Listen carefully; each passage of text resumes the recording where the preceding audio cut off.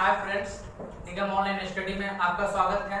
मैं नीलेश निगम। देखिए, मेरा जो फर्स्ट वीडियो था वो ट्रिग्नोमेट्री का इंट्रोडक्शन था, जो कि मैं आज की जो ये क्लासेस होगी, जो कि मैं क्लास 10th की एनसीईआरटी बुक का फर्स्ट एक्सरसाइज में क्वेश्चन आंसर करवाऊंगा। ठीक है, टॉपिक स्टार्ट करने से पहले मैं एक सुंदर सी कहानी आप लोग को सुनाता हूँ। देखिए, एक क्रिमिनल था जिसको मौत की सजा सुनाई गई और उसे बताया गया कि उन्हें मौत की सजा में एक डेंजरस सांप एनाकोंडा से डसवाया जाएगा।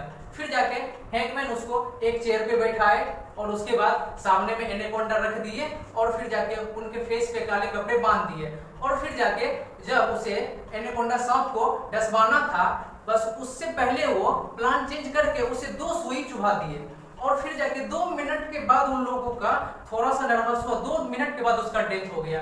फिर जाके बाद में पोस्टमार्टम हुई, वहां जाके पता चला कि वो जो उसका डेथ हुआ, जो कि वो जो सांप जो उनको वो दर्द देने वाला था, उससे उसका डेथ नहीं हुआ।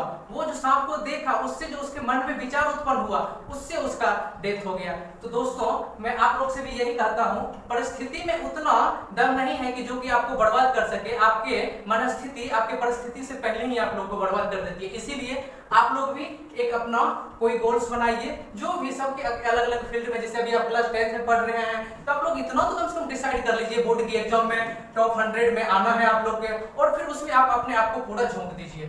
ठीक है, और देखिए, प्लान बनाइए और फिर उसमें झोंक दीजिए, तब तक कि देखिए कभी भी जीत से पहले जीत और हार से पहले हार नहीं मानना चाहिए। ठीक है, आज मैं अब एक्सरसाइज करवाता हूं।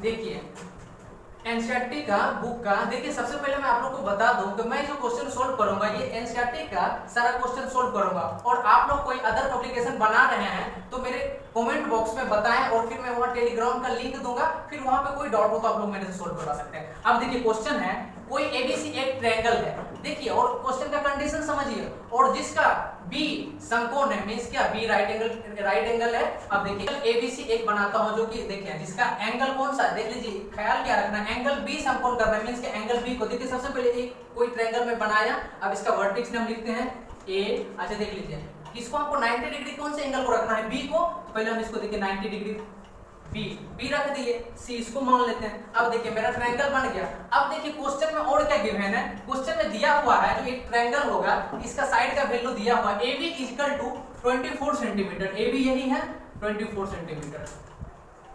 उसके बाद देख लीजिए BC इक्वल टू 7 सेंटीमीटर। हमको क्वेश्चन में गिवन है ये सब 7 सेंटीमीटर। अब देखिए हमको फाइंड क्या क्या करना है, साइन ए का वैल्यू बताना है, कॉस ए का वैल्यू बताना है, देख लीजिए साइन सी का और साइन कॉस सी का वैल्यू बताना है। अब देखिए हम लोग फर्स्ट टाइम सोचते कैसे हैं, कोई राइट एंगल ट्रायंगल में सबसे पहले अगर मेरे को तीनों साइड का वैल्यू पता चल जाए तो फिर हम इससे कोई भी रेशियो का वैल्यू निकाल सकते हैं। तो देखिए हम कैसे निकालते हैं।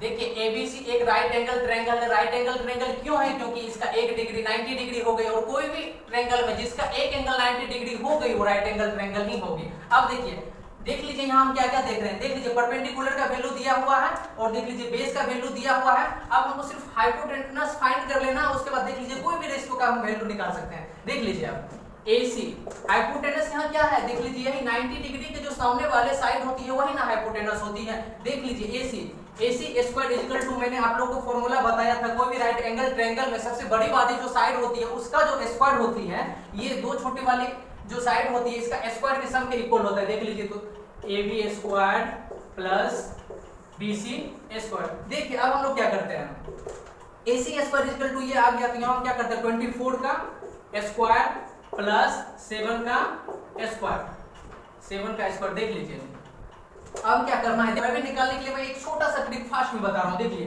24 का स्क्वायर निकालना है। सबसे पहले देख लीजिए 2 डिजिट है अंदर में, देख लीजिए दोनों डिजिट को पहले मल्टीप्लाई 2 मल्टीप्लाई 4, उसके बाद जो पावर में है उसको भी मल्टीप्लाई कर देते हैं, मल्टीप्लाई 2 इक्वल टू करके लिखते हैं। देखिए 2 4 जा 8, 8 2 जा 16। देख लीजिए मैंने 16 यहाँ लिख दिया। उसके बाद क्या करते हैं, ये जो देखिए जो ब्रैकेट के अंदर था, मींस जिसका हम स्क्वायर कर रहे हैं, ये दोनों डिजिट का हम स्क्वायर कर देते हैं। देखिए 4 का 4 4 जा 16 और इसका देखिए 2 2 जा 4। और उसके बाद क्या करते हैं, लास्ट से ये लास्ट से 1 डिजिट छोड़ के इसको ऐड करते हैं, 16 ऐड कर दीजिए। देख लीजिए 16 ऐड कीजिए, 6 7 5, देख लीजिए आ गया ना 576 आ गया।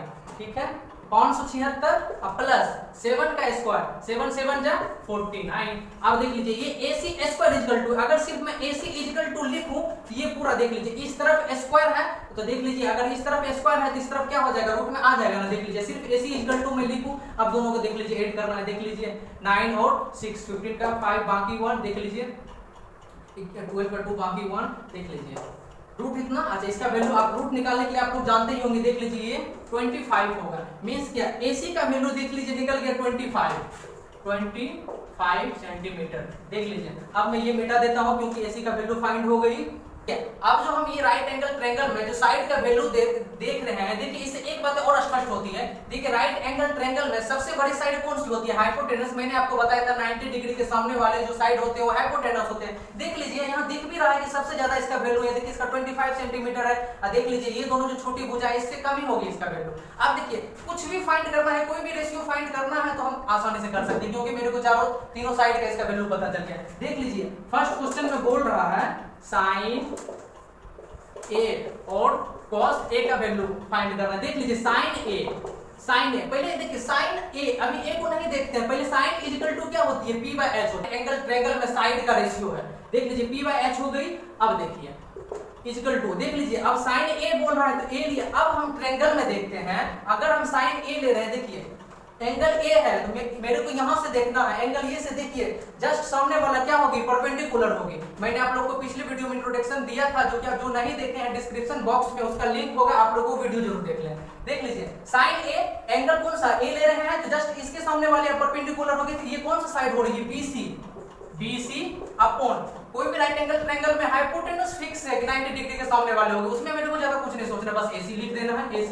अब देखिए इसका वैल्यू रखिए, इसका वैल्यू देखिए 7 है अपॉन 25, बस देख लीजिए एक आंसर आपका आ गया। दूसरा क्वेश्चन देखिए फास्ट में, cos A का वैल्यू। सबसे पहले अगर एंगल में अभी मेरे को भी एंगल नहीं देखना है, पहले cos इक्वल टू होती क्या है, cos इक्वल टू होती है B/H। अब देखिए B, अब ये मैटर करेगा ये इसका कौन सा एंगल है। देखिए एंगल A है, हम ये ट्रायंगल में देखते हैं एंगल A में B, तो सामने वाला तो P होती है, ये तो H हमको पता ही है, तो बाकी जो बच गया B ही होगी। देख लीजिए AB अपॉन AC, फिर से उसके बाद क्या हो जाएगा, देख लीजिए AB का वैल्यू क्या है 24 अपॉन AC का वैल्यू 25, ये आंसर हो गया। अब ठीक है इसका दूसरा क्वेश्चन देखिए, एक्सरसाइज 8.1 का एनसीईआरटी बुक है, जिसका देख लीजिए फर्स्ट क्वेश्चन का दूसरा नंबर जो क्वेश्चन है, इसमें देखिए क्या क्या फाइंड करना है, साइन C और cos C। देखिए कुछ नहीं है इस बार, क्या सिर्फ एंगल चेंज किया। मैंने आपको क्या बोला, रेशियो तो देखिए sin cos tan cos sec cosec होती ही है, बस उसमें आपको एंगल चेंज करते जाएगा। और एंगल किस पे डिपेंड करता है, यहां से बस बताए थे ना पिछले वीडियो में, जहां से हम ऑब्जर्व कर रहे हैं।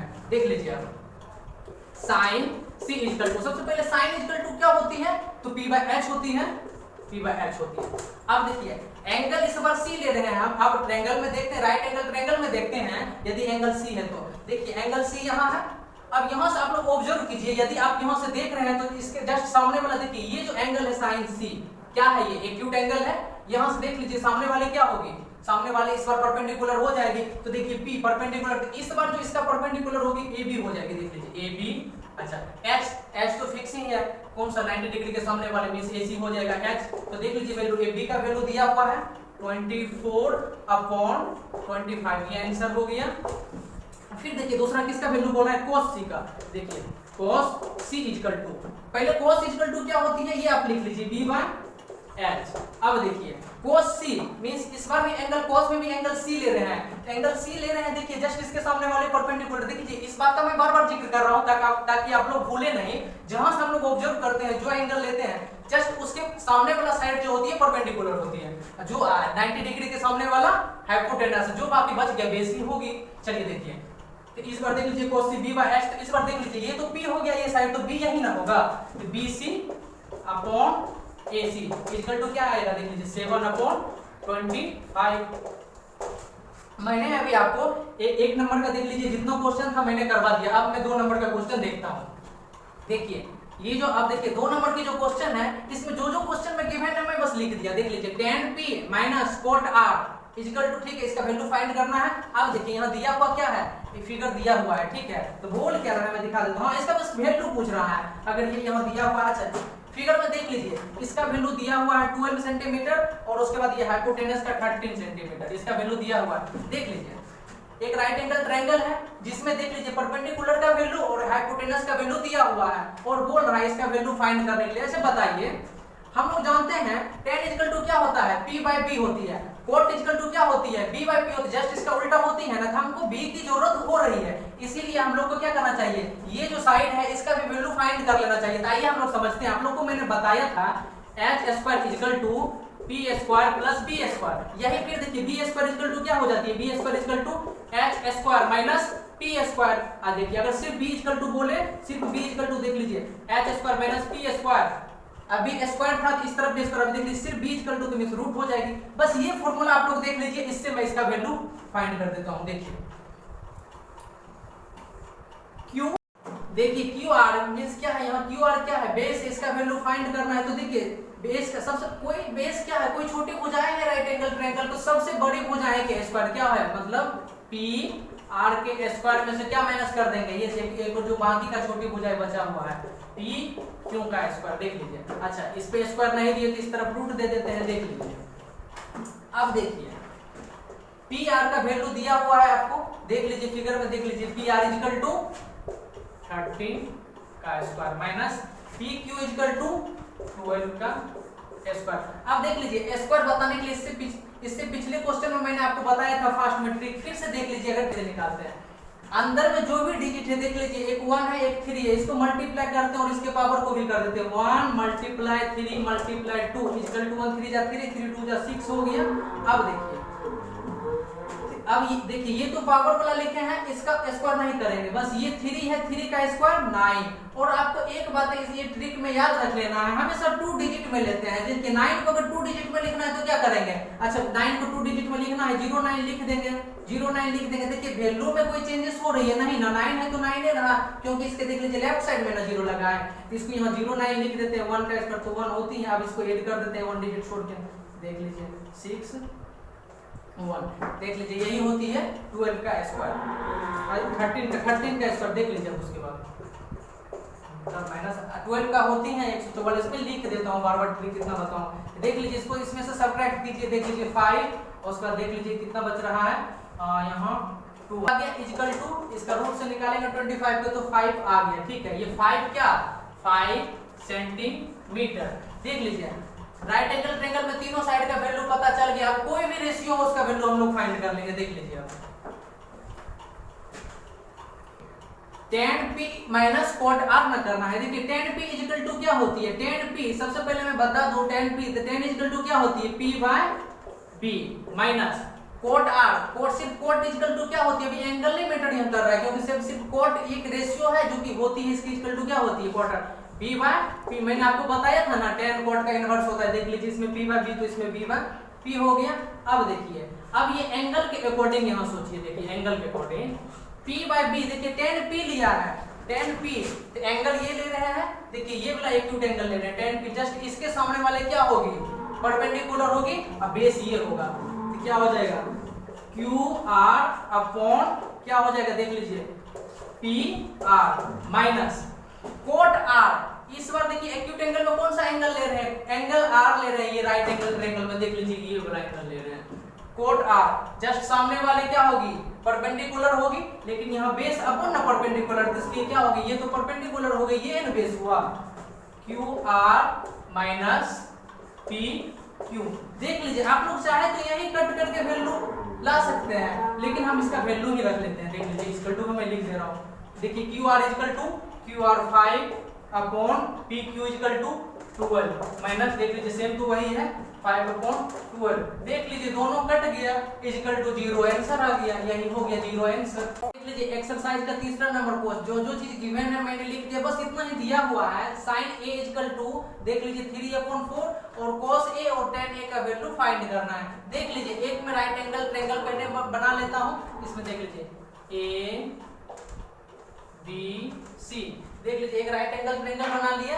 अब देख लीजिए उसमें sin a इक्वल टू 3/4 दिया हुआ है। अच्छा हम लोग पहले से जानते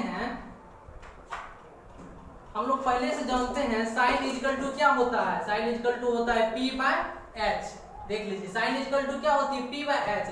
देखिए ये 3/4 जो लिखा हुआ है फ्रैक्शन के फॉर्म में, इसका मतलब ये हुआ ये p का वैल्यू 3 है और ये देख लीजिए h का वैल्यू 4 है, तो यहाँ हम नीचे लिख लेते हैं p इक्वल टू 3 और देख लीजिए h इक्वल टू 4। देखिए ये आपको क्वेश्चन में सिर्फ इतना दिया हुआ था 3/4, उससे हम देख लीजिए p का वैल्यू h का वैल्यू लिखे।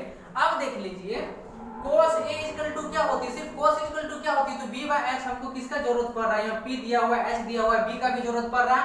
tan का वैल्यू जब निकालेंगे देख लीजिए p बाय b होगी तो p का देख लीजिए, फिर हमको b का जरूरत होगी यहाँ भी, तो हम पहले b का वैल्यू निकाल लेते हैं। देख लीजिए h का वैल्यू मान लेते हैं 4 सेंटीमीटर, 4 सेंटीमीटर। अच्छा देख लीजिए h का वैल्यू, उसके बाद b का वैल्यू 3। देख लीजिए ये b का वैल्यू निकालना है, b का वैल्यू देख लीजिए आप ट्रायंगल देख लीजिए, मैं एक राइट एंगल ट्रायंगल बना दिया। देखिए जिसमें BC का वैल्यू निकाल रहे हैं तो क्या होगी, सबसे बड़ी भुजाएं हाइपोटेनस AB का स्क्वायर माइनस, देख लीजिए उसके बाद क्या होगी AB का स्क्वायर माइनस AC का स्क्वायर हो जाएगी, देख लीजिए और पूरे पे रूट हो जाएगी। AB का वैल्यू दिया हुआ है 4 का स्क्वायर माइनस AC का वैल्यू दिया हुआ है 3 का स्क्वायर हो जाएगा 4 4 जा 16 माइनस 3 3 जा 9। देख लीजिए इक्वल टू कितना आ गया, इसमें से इसको सब्ट्रैक्ट कर लीजिए जो कि आ गया √7 चल गया √7, क्यों हम लिख देते हैं √7। अब देख लीजिए राइट एंगल ट्रायंगल में तीनों साइड का वैल्यू पता चल गया, तो हम लोग अब कुछ भी कर सकते हैं, मींस क्या कुछ भी क्या कर सकते हैं, तीनों जितना 6 रेशियो है किसी का भी वैल्यू हम लोग फाइंड कर सकते हैं। देखिए अब पूछ किसका किसका रहा है, cos a का, देख लीजिए किसका किसका पूछ रहा है, cos a का बुक को मैं रख देता हूं। देख लीजिए cos a पूछ रहा है, cos a तो cos इक्वल टू क्या होती है b by h, cos equal to होती है b बाय h, तो cos a लिया है। देख लीजिए यहाँ एक चीज तो हम लोग को आसान हो गया है, सबका एंगल एक ही है, इसका भी एंगल a है, इसका भी एंगल a का ही वैल्यू एंगल a ही लिया है, तो हमको ज्यादा कुछ सोचना ही नहीं है, सिर्फ ट्रायंगल देखिए और वैल्यू पुट कीजिए। b का वैल्यू √7 अपॉन और उसके बाद देख लीजिए और हाँ cos h का वैल्यू 4, ये आंसर हो गया। उसके बाद देखिए tan a का वैल्यू, देखिए tan a का वैल्यू फाइंड करना है, एंगल a ही है तो ज्यादा हम लोगों को सोचना नहीं है, बस tan इक्वल टू होता है p बाय b होता है, p का वैल्यू देख लीजिए वहां से b का वैल्यू देख लीजिए 3/√7। यही आप दोनों आंसर हो गया। देख लीजिए आपका 3 नंबर का भी क्वेश्चन बन गया, आप लोग इसको देख लीजिए ठीक से। उसके बाद देख लीजिए अपने 4 नंबर का, देख लीजिए अब जो ये है 4 नंबर का क्वेश्चन, इसमें देखिए गिवन क्या क्या है, देखिए 15 cot a इक्वल टू 8 दिया हुआ है, sin a और sec a का वैल्यू फाइंड करना है। देख लीजिए एक बात आप लोगों को मैं बता दूं कि यदि कोई चीज गिवन है ठीक है, उसके बाद कोई अदर रेशियो का जब यहाँ देखिए वैल्यू फाइंड करने के लिए बोले तो हम लोग देखिए देख रहे सबका एंगल सेम ही ना है, जब सबका एंगल सेम हो ना तो हम लोग फिगर बनाएंगे ही नहीं, क्योंकि देखिए सबका एंगल सेम होने का मतलब है कि एक फैमिली का लोग है। इस एक बात मैं आप लोग को समझा रहा हूँ, अगर कहीं लिखा है साइन थीटा, अच्छा कहीं लिखा है साइन अल्फा, देखिए ये दोनों में क्या डिफरेंट है, अगर साइन थीटा है cos थीटा का वैल्यू पूछे तो कुछ नहीं, बस वो तीनों में से जो एक वैल्यू पता करके उसके बाद इसका वैल्यू निकालेंगे। देखिए अल्फा आ गया, मींस देख लीजिए एंगल दूसरा हो गया, मतलब क्या ये दूसरी फैमिली का हो गया है ये रेशियो, इसलिए आप देखिए इसमें आपको ये तीनों ए ही है, इसलिए क्या करेंगे इसमें फिगर से हमको कोई मतलब ही नहीं रहेगा। देखिए अब क्या करते हैं, cot a देख लीजिए यहाँ सिर्फ थोड़ा सा कैलकुलेशन देख लीजिए, cot a इक्वल टू देख लीजिए 15 cot इक्वल टू 8 है, तो अगर हम सिर्फ cot a इक्वल टू देखिए cot a इक्वल टू 8 लिख रहे हैं तो इधर देखिए ये क्या है 15 क्या है cot के साथ मल्टीपल्स में इधर आएगा तो क्या होगा डिवाइड में आ जाएगा। तो अब देखिए cot इक्वल टू होती क्या है, तो cot इक्वल टू देखिए होती है b बाय p, इससे हमको क्या क्या देखिए पता चल रहा है b का वैल्यू आपको पता ही है, उसके बाद देख लीजिए p का भी वैल्यू आप लोग को पता ही है। देखिए आप एक चीज इसमें देखिए आपको h की जरूरत होगा, इसमें भी h की जरूरत होगा, इसलिए हम लोग h का वैल्यू निकाल ले। देखिए p और b का वैल्यू आपको पता ही है, h का वैल्यू इक्वल टू देख लीजिए फर्स्ट में p square plus b square, देख लीजिए 8 का स्क्वायर प्लस 15 का 8 का स्क्वायर और देख लीजिए 15 का स्क्वायर, 8 का स्क्वायर देख लीजिए 64, अच्छा रूट है तो पहले रूट दे दो, 15 का स्क्वायर 15 जा देख लीजिए 225। अब देख लीजिए दोनों को सम कीजिए, रूट देख लीजिए कितना, देख लीजिए 5 4 9, उसके बाद 6 2 8, देख लीजिए 289 हो रहा है, 200 रूट में इसका वैल्यू कितना आ जाएगा 17। देख लीजिए P का वैल्यू, B का वैल्यू आपको पहले से पता था, P का वैल्यू पता था, H का वैल्यू आपने निकाल लिया। देख लीजिए H इक्वल टू कितना आ गया, H इक्वल टू 17। देख लीजिए आप लोग एक और बात से सेटिस्फाइड हो जाएंगे। सबसे बड़ी भुजाएं क्या है, सबसे बड़ी साइड्स देख लीजिए H है हाइपोटेनस जिसका वैल्यू सबसे अधिक है 17, और देख लीजिए P और वैल्यू का इससे छोटा ही होगा वैल्यू जब भी होगी तो। अब देखिए हाँ साइन A इक्वल टू, देख लीजिए एंगल तो एक ही है, कुछ नहीं सोचना है, sine A equal to sine, सिर्फ sine equal to P by H मैंने आप लोग को बताया था, P बाय H। P का वैल्यू दिया हुआ है कितना, देख लीजिए P का वैल्यू 15 अपॉन H का वैल्यू अभी जस्ट निकाले तो 17, ये आंसर हो गया। अच्छा देख लीजिए उसके बाद सेक A इक्वल टू, देखिए आप लोग याद कीजिए मैंने आपको बताया था सेक किसका इनवर्स होती है, तो सेक cos का इनवर्स होती है। cos इक्वल टू क्या होती है, B बाय H, तो सेक इक्वल टू क्या हो जाएगी, H बाय B। देख लीजिए H बाय B, तो B का वैल्यू आपको पता ही है 8, अच्छा नहीं H ना है, H का वैल्यू पता ही है 17 अपॉन B का वैल्यू कितना है 8। देख लीजिए ये आंसर हो गया। देख लीजिए आप लोग 4 नंबर का भी क्वेश्चन सोल्व हो गए। एक और मैं फास्ट बता रहा हूँ मैं इसमें से क्या क्या किया।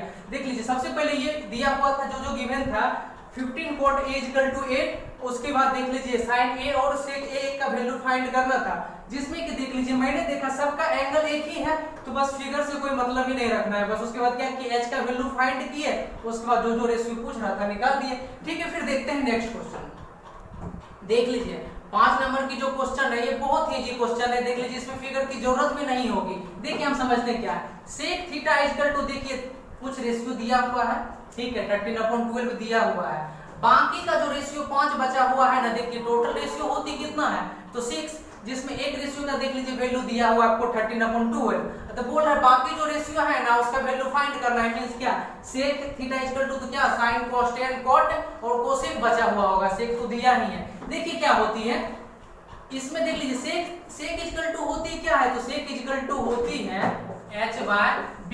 तो आपको H का वैल्यू और B का वैल्यू तो पता ही चल गया। देख लीजिए H equal to 13, B equal to, देख लीजिए B इक्वल टू 12। देख लीजिए यहाँ कोई साइड में देख लीजिए यूनिट भी नहीं है, सिर्फ 12 है तो 12 है, साइड में कोई यूनिट नहीं है। अब देख लीजिए उसके बाद एक वैल्यू था हमको, देखिए कोई भी रेशियो फाइंड करने के लिए हमको अगर 6 रेशियो फाइंड करना है तो आपको क्या तीनों साइड का वैल्यू चाहिए, जिसमें आपको अभी 2 ही साइड का वैल्यू दिया हुआ है, एक हाइपोटेनस का दूसरा बेस का।